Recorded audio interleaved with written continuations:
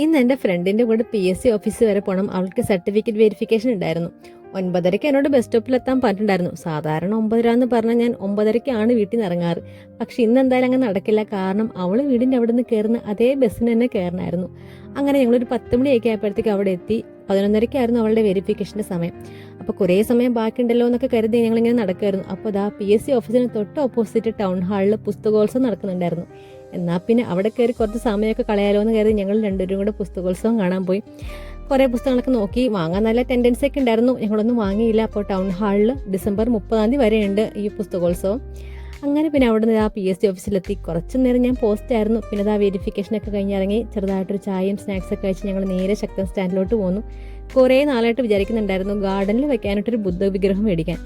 വാങ്ങിയില്ല. ജസ്റ്റ് വിലയൊക്കെ അറിഞ്ഞ് അല്ലറ ചില്ലറ ഷോപ്പിംഗ് കഴിഞ്ഞ് വീട്ടിലെത്തി ഫുഡൊക്കെ കഴിച്ച് കുറച്ച് നേരം വീട്ടിലൊക്കെ സ്പെൻഡ് ചെയ്തിട്ടാണ് അവൾ പോയത്. അപ്പോൾ അത്രയേ ഉള്ളൂ.